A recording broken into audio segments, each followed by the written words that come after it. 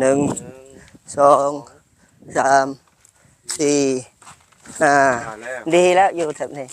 มันใกล้ตัวเมืองไงใกล้เมืองนั่นแหละอยากซื้อยังก็สบายเวลาเขามีเงินมีคลองครับไปหาขายก็ขายได้แม่โดยมีครบมีเขียดก็ลงไปขายแล้วแม่พอตอนเช้ามาเขาเห็นเขาจะนั่งคายเขียดกำอยู่ในบนนี่สี่แยกนี่โดยใกล้ยังคายระหัวระเหียกได้โดยเจ้าก็หาคอมาขายก็ได้นั่นแหละลูกเขาเฮียนก็สบายย่างไปก็ได้โดย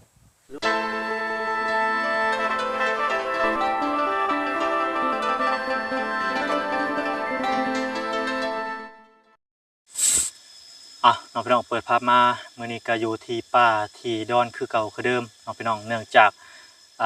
ฮ้อนหลายพี่น้อยเนาะต้องหาลี่แถวต้นไม้ต้นตอกพี่น้อยเนาะกับทักทายสบายดีเด้อพ่อแม่พี่น้อง FC กันเบิดสุขุสุคนน้องพี่น้องบ่ว่าสิอยู่ไกลหรืออยู่ไกลบ่ว่าสิเป็นพี่น้องฝั่งลาวฝั่งไทยบ่ว่าสิเป็นพี่น้องทางต่างประเทศก็ยินดีต้อนรับเข้าสู่ช่องบ่น้อยเชียงรายคือเก่าคือเดิมพี่น้อยเนาะพี่น้องเอ้ยทางบ่น้อยกับบ่พรมื้อนี้ก็มีภารกิจพิเศษหนึ่งก็คือมื้อนี้สิพาทางไอ้แก้วเนาะพี่น้องมาเบิ่งที่ดินพี่น้องเนาะอยู่ที่ที่ดินใกล้กับทางน้องอาเบยเพิ่นนั่นแหละพี่น้องเนาะก็มี FC แล้วก็ผู้ใหญ่ใจดีก็เพิ่นแนะนำเข้ามาเนาะพี่น้องก็อยากให้ออกมาอยู่ที่มันเจริญนั่นแหละอยู่แถวจุดซุ้มเนาะพี่น้องบัดเข้าไปก็ทางบ่น้อยก็สิถ่ายทางเข้าไปแล้วว่ามันยากส่ำใดเนาะพี่น้องเนื่องจากว่าถ้าสมมุติว่าเป็นไข้เป็นหนาวเนาะพี่น้องสมมุติซื่อๆเนาะก็คือแบบคนน่ะ 90% แล้วสมมุติออกมาแต่ทางนั้นน่ะรถของรถค่าเนาะพี่น้องแบบมันออกมาช้ามันก็สิคนก็สิเบิดโอกาสไปหน่อยเนาะก็แบบอยากให้มันแบบไปโดยดีแหละเนาะพี่น้องเรื่องเล่าอยากให้มันไปโดยดีแหละถ้าสมมุติว่าเพิ่นอยากการค้าการขายก็สามารถเฮ็ดได้ปลูกฝังหรือว่าเลี้ยงเป็ดเลี้ยงไก่เลี้ยงหมูเลี้ยงงัวเลี้ยงควายเนาะนี่ก็เป็นป่าเนาะพี่น้องก็คือนี่แหละในป่านี่ก็มีป่ามีดอนหาเฮ็ดหาหอน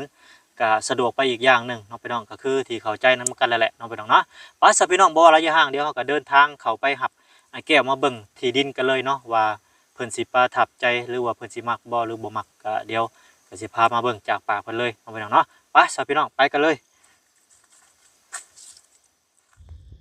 น้องพี่น้องตอนนี้ก็ออกเดินทางเข้าไปหาทางครอบครัวไอ้แก้วเพิ่นเนาะอันนี้คือสิเป็นจุดซุ้มบ้าน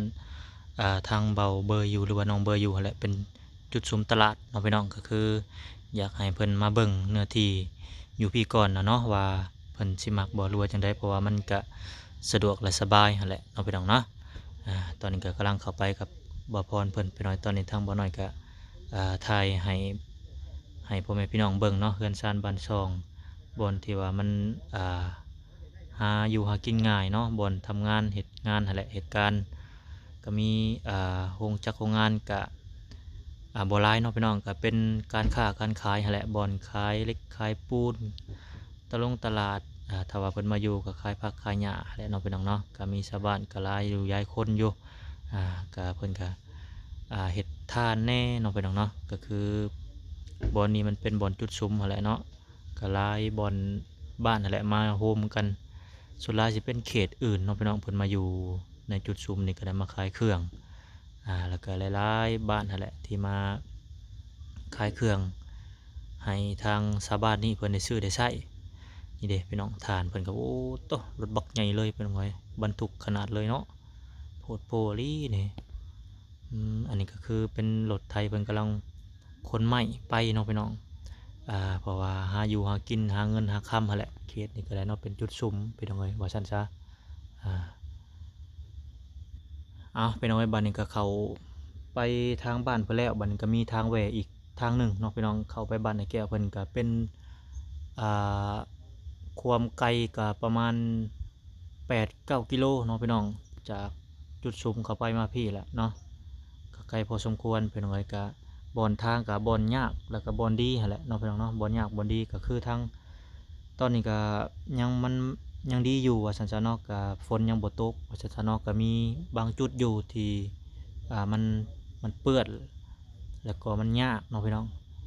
แล้วทางบ่น้อยก็สิตัดไปนำเนาะพี่น้องเพราะว่ามันก็สิ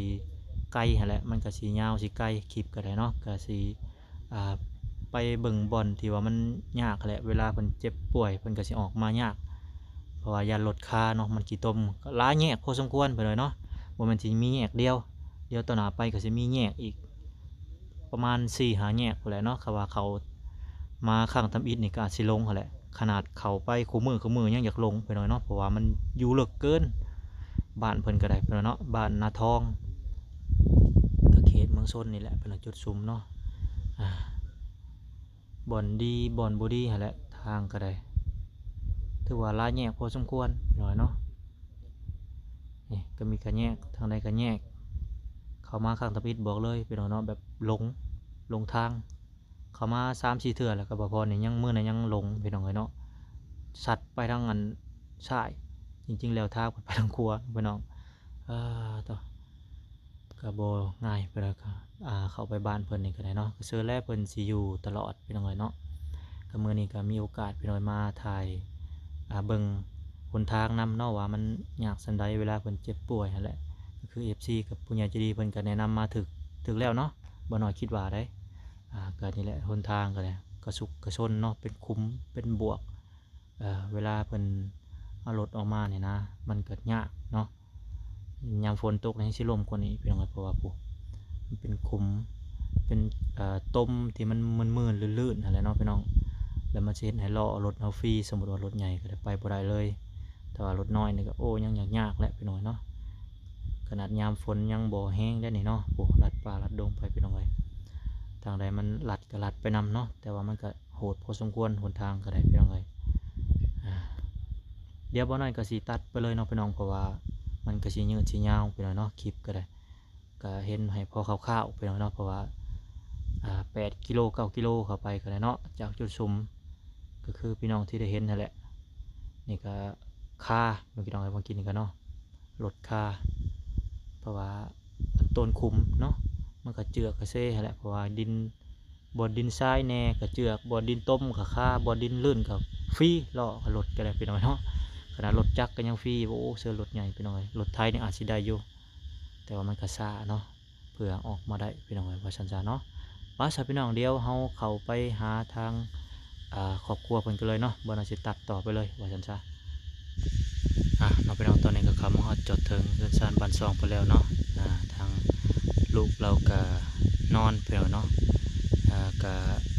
จักเป็นไข้หรือเป็นหนาวยังบ่ส่วงบ่รู้ว่าจังใดเนาะก็นอนอยู่พี่น้องพักผ่อนเพราะว่าเพิ่นก็คือสิเมื่อยหลายแล้วแหละเนาะแข่งแดดแข่งฝนเราก็ได้ก็ไปลินน้ำมูน้ำคู่และเด็กน้อยภาษาเด็กน้อยว่าซั่นเนาะก็ตอนนี้ทางผัวเพิ่นก็ไปยืมรถเนาะพี่น้องเข้ามาตอนนี้ก็ได้มีแต่สามีเพิ่นอยู่ในตูบเบิ่งลูกท่าเนาะพี่น้องก็ให้ทางผัวเพิ่นไปยืมรถสิออกไปพร้อมกันเลยว่าซั่นซะเนาะออกไปเบิ่งดินหั่นแหละพี่น้องเนาะว่าเพิ่นสิมักบ่หรือว่าจังใดเนาะก็มีแต่ว่าเดี๋ยวบ่เป็นการเสียเวลาเนาะก็สิออกไปเลยว่าซั่นซะเข้ามาฮอดจอดถึงแล้วก็ได้พี่น้องเนาะโอเคเดี๋ยวเฮาเดินทางออกกันเลยพี่น้องเนาะ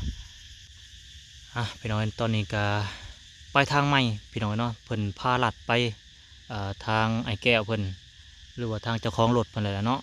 เจ้าของรถเพิ่นก็เป็นชาวบ้านที่ยืมไปแล้วก็ทางบ่พรก็ได้เติมน้ำมันให้เนาะก็นี่แหละพี่น้องก็ลัดทางยังก็ทางไห้หน้าบ้านนี่เมื่อกี้นี่ลัดป่าลัดดงบ้านนี่ลัดให้ทงหน้าและบ้านพี่น้องบ้านนี่เนาะโอ้ปะโตแบบทางนี่แบบว่าฝนตกนี่จะสิเป็นจังไดเนาะพี่น้องน้ำนี่ไหลลองเลยแหละนี่เพราะว่าลัด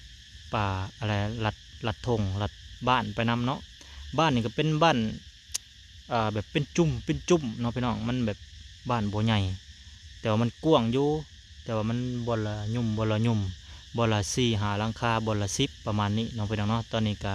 เขามาเติมน้ำมันพี่น้องเนาะดิเรือนหลังนี้แหละมาหอดบ่อนน้ำมันพี่น้องเนาะก็รอถ่าเพิ่นเติมน้ำมันก่อนพี่น้องเนาะเรือนหลังนี้เพิ่นเบิดน้ำมันแล้วพี่น้องเนาะเพราะว่าขายดีก็สิไปเรือนหลังใหม่ว่าซั่นซะ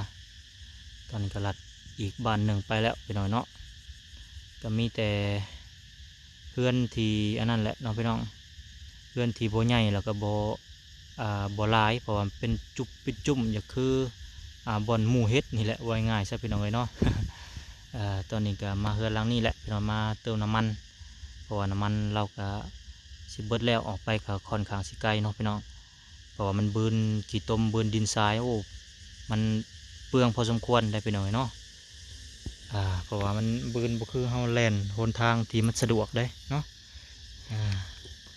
คือหลังนี้มีจบเจือไปหน่อยเนาะน้ำมันก็ได้ดีแต่ที่ว่ามันมีหลายบ่อนน้ำมันก็ได้ไปหน่อยเนาะเดมาแล้วพี่น้องแก้วหนึ่งเนาะพี่น้อง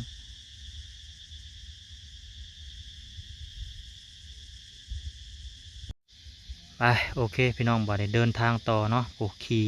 ตามคณะบัดนี้โอ้ยจักสิงอยลงคณะมือใดเนาะ โอ้ต่อพี่น้องเลย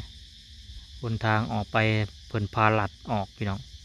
ลัดกับซัมบลัดอะไรเนาะผู้บนทางก็ได้ขี่ตามคณะตาแมนยามฝนมันลื่นโอ้โทษตกทับป่าเขาห้วยเป็นโทษเพิ่นอีกแล้วนี่เนาะ ตัวปากถือป่าเขาเป็นยำดับนานะเขาโทษแห้งเบาๆเลยพี่น้องเลยเนาะคือสิไปบ่ได้แล้วแหละพี่น้องเพราะว่าเป็นดำนาแล้วเนาะ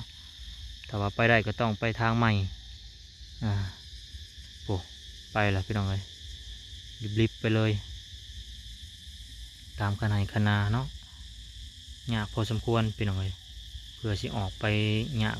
เสิร์ชแล้วเพื่อนสิเป็นไข่เป็นหนาวพี่น้องเนาะก็นี่แหละคืออนาคตเพื่อนนั่นแหละพี่น้องเลยเนาะก็หลายผู้หลายคนอยู่ที่ว่าอยากให้เพิ่นออกไปนอก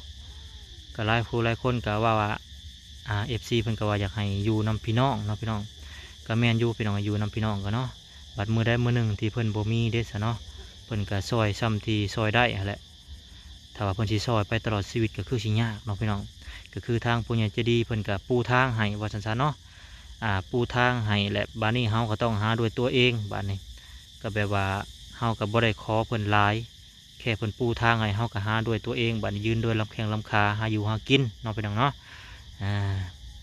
ก็สิประมาณนี้เนาะพี่น้องเรื่องการเดินทางออกไปกับเพิ่นพาลัดทงลัดป่าไปนี่แหละเนาะตอนก็มาฮอดป่าบริวิตทงแล้วก็ได้ผู้เจอทั้งน้องๆนักเรียนเพิ่นมาแต่เรียนกับบูกันเนาะสงสัยย่างออกไปจุดชุมผู้ยักษ์อันนี้เนาะปอต่อย่างไปไกลพอสมควรได้พี่น้องเนาะต่อโดยป้าสับพี่น้องเดียวเฮาไปพบไปพ่อในบ่อนการเจรจาหรือว่าการเบิ่งในที่ดินแหละเนาะพี่น้องเนาะว่าเพิ่นสิมักบ่หรือว่าจังใดเนาะโอเคเดี๋ยวเราไปฟังเรื่องราวกันเลยพี่น้องตอนนี้ก็มาฮอดจอดถึงแล้วเนาะต้องพี่น้องไปได้ สวัสดีทางอันเพิ่นมานำกันเนาะอันนี้โดยอันนี้เป็นรถไผนี่เป็นรถเจ้าบ่หรือว่าใดๆบ่แม่นรถเจ้าเนาะรถน้องชายครับรถน้องชายเนาะนี่แหละพี่น้องรถสายลุยพี่น้องหนทางก็ยากพอสมควรไต่หนทางมา เกือบตกขนาเนาะยามฝนนี่ให้กระเต็กเลยหน่อยเนาะอะไรทั้งนี้วะแม่นเพราะว่าเจริญเนาะแม่เจริญเบิ่งขออนุญาตอีกหน่อยกันเนาะนี่จะเบิ่งได้นี่ใส่บอลได้บ่พรเพิ่นว่าข้างหน้าเป็นเมืองเขาได้บ่ทันตนากันนี่บ่เดี๋ยวจะให้เพิ่นเลาะเบิ่งเนาะตอนนี้ก็ตัวเด็ดโคตรเด็ดเลยพี่น้องไปเบิ่งกันเลยพี่น้องเนาะเดี๋ยวบ่เป็นการเสียเวลา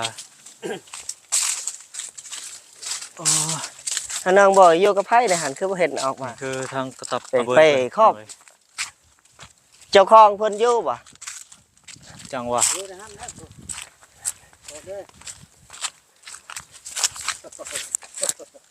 ก็ก้อยบ่อันเท่าไรก็ประมาณ15บ่เพิ่นว่าสิแบ่งให้น้อยกะติ15คูณเท่าไรก็แมตร15คูณ15ต่อกันเลยนี่บ่ต่อสายแดนเลยเป็นไว้นี่เด้เป็นน้อยก็ต่ออันน้อยเนยเขียงเอ้าน่ะจะไว้ผักลาบน่ะไปเบิ่งเขียงอ้าวผักลาบเป็นเขียงอีหลีเลยน่ะพอหาเขียงบ่เห็นบ่ แต่มันแตกแล้วนี่ได้อ้ายบนนี้เลยโดย15คูณ15ได้โอเคอยู่ได้แล้วได้เลยบ่โดยนี่ก็คือป่าหา าเฮ็ดหาฮอนก็ว่า ถ้า จะ ว่าซื้อแล้วสมมุติว่าอันนี้คือสมุดเนาะ โดย เพราะว่าเจ้าของดินนี่เพิ่นตอนแรงเพิ่นจะให้คำตอบนะ โดย ขอพรขอเพิ่นว่าอยู่บนนี้เลยบอกแล้ว โดย ถ้าว่าซื้อแล้วก็สิตั้งบนนู้นอันนี้นี่ โดย คือมือตะกี้หกได้บนนี้ไอ้ อ๋อ แลที่นี่แหละบุกเบิกอันดินลงเบยแล้วเพิ่นเทยให้เลย โด เพิ่ ย นเทยให้เลยบ่ได้ซื้อก็บ่ยากอันนั้นเลยเนาะบ่ยากบ่ยากเบิกเลยหักแล้ว โดย เจ้าลองอยู่ดู15เมตรพอใช้อยู่อยากใส่แดนนี่ 15เมตรกับ15โยบบ่ประมาณ แม่นประมาณ โยบ โยบละเม็ดเด้อเนาะอ๋อลองเบิ่งคร่าวๆเบิ่งเอา จำแดนเลย นั่นนี่ป่ะ แม่เอาโยบไปพูดก่อน นี่ไป โยบไปพูด เดี๋ยวใหญ่บ่ เกินแล้วแหละผมโยกผมเป็นได้ ธ ธ ร ร ร ร ม มดานะ ดา 1 2 3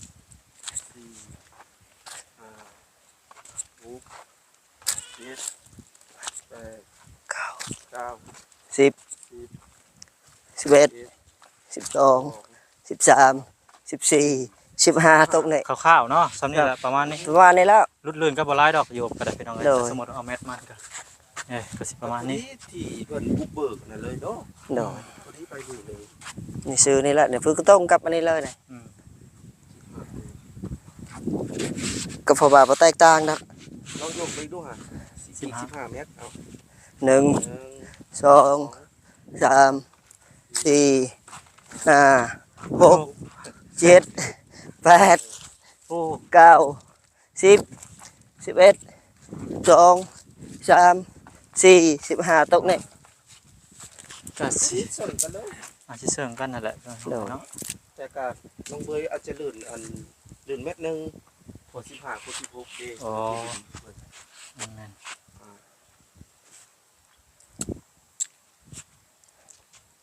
หักบ่อ้ายตามใจเจ้า มักแล้ว มักบ่ โดย นานน่ะว่าแล้ว ดีแล้วอยู่แถบนี้มันใกล้ตัวเมืองนะ ใกล้เมืองนั่นแหละอยากซื้อหยังก็สบาย เอาเวลาเขามีเงิน มีของก็ไปหาขายก็ขายได้ แม่น โดย มีครบมีเขียดก็ลงไปขายแล้ว แม่น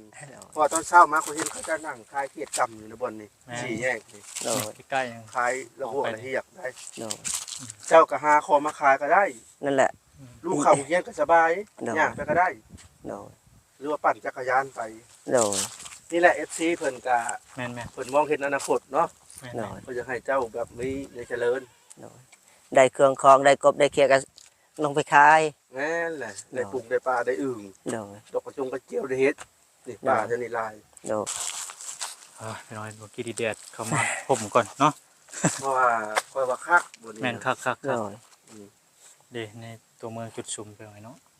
เดี๋ยวก็จะนอนกับคนก็อยู่แล้วแถบนี้ แม่ ผมว่า เพราะว่าเพิ่นยังอัน โดย กำลังเฮ็ดเส้นทางเข้าวๆไปก่อนจนว่าเพิ่นก็เฮ็ดแบบงามๆเลย โดย แม่น 10 ปี20ปีข้างหน้านี่เจริญ โดย เจ้ามีคนที่อ่านออกคนที่กับเจ้าฮู้จักเรื่องที่เจริญ โดย เพราะว่ามันจุดสุ่มได้หมดนี่ มันเป็นตัวเมืองอยู่แล้ว อ่า หากก็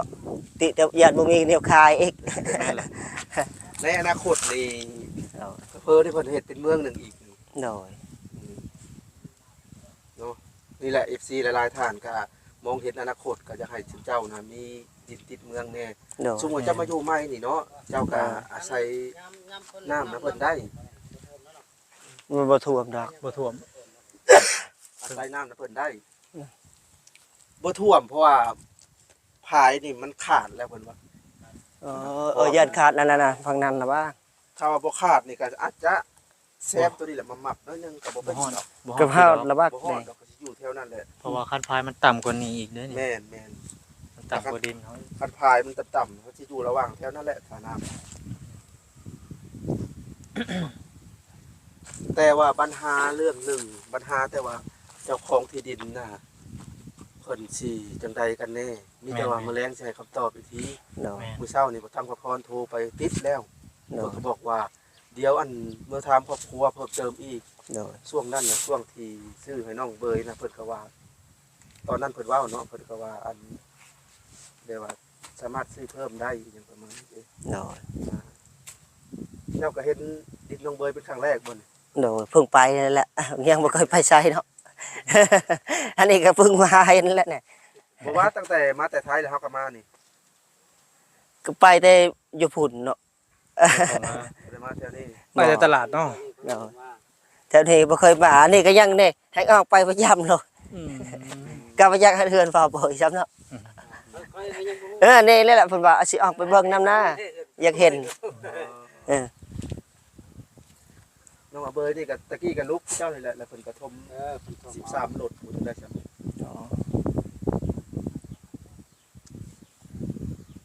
ขนำบ่ท่วมนี่ก็เฮ็ดส่วน เฮ็ดนี่ยามปลูกผักได้จังหน่อย บ่ท่วมน้ำบ่คันต่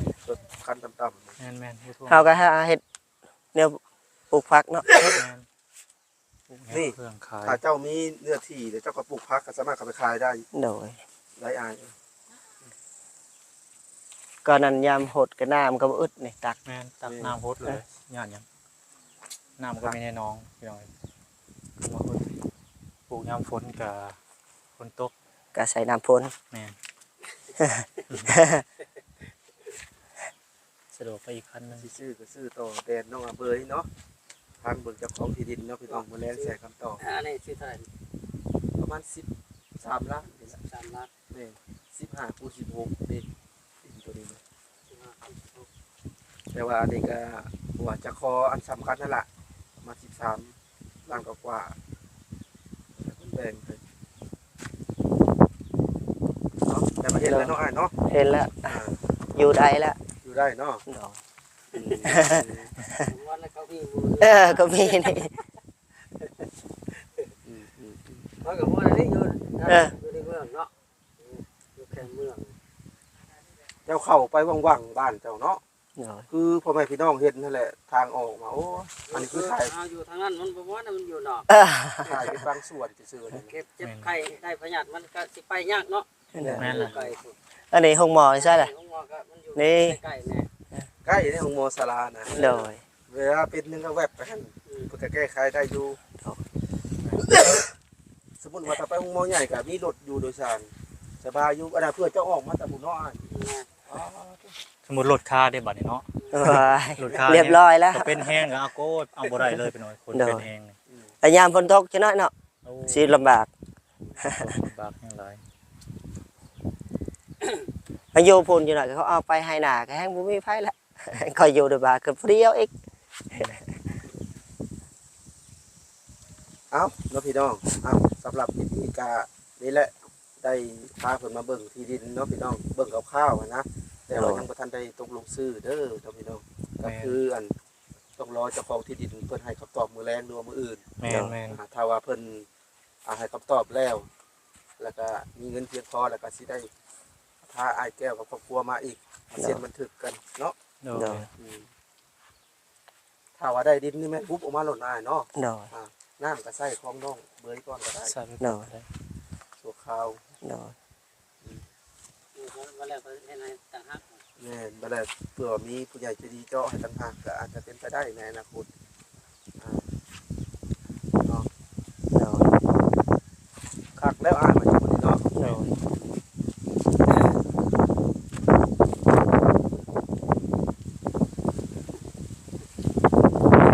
สามน้องเบยก็อยู่ตามพวก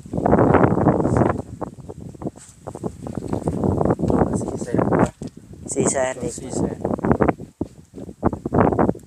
400,000 3ครั้งก็สิล้านกว่าอีก 5ล้านกว่า13คัน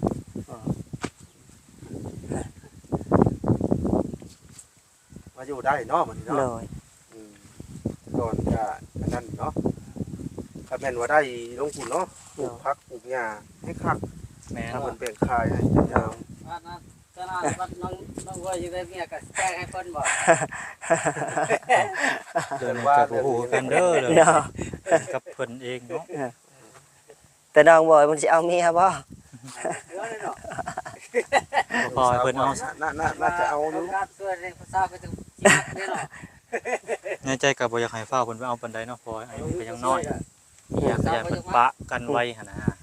ก็บ่อยากแนะนำโอเคน้องพี่น้องในที่สุดก็ทางไอ้แก้วเพิ่นก็ตกลงปลงใจแล้วเนาะว่าเพิ่นมักอยู่ที่นี่ แต่ว่ายังเหลืออีกขั้นตอนหนึ่งน้องพี่น้องขั้นตอนสุดท้ายก็คือทางเจ้าของที่ดินเพิ่นนั่นแหละเพิ่นสิมาเบิ่งมาให้ขอตกลงเพราะว่าเพิ่นช่วงนี้เพิ่นยังถามครอบครัวเพิ่นอยู่น้องพี่น้องว่าเพิ่นสิว่าจังใดครอบครัวเพิ่นสิว่าจังใดเนาะก็มีแต่ว่ารอเบิ่ง EP ต่อไปพี่น้องเนาะว่าเพิ่นสิว่าจังใดป้าสาวพี่น้องพบกัน EP หน้าสำหรับ EP นี้ก็ขอกล่าวคำว่าสบายดี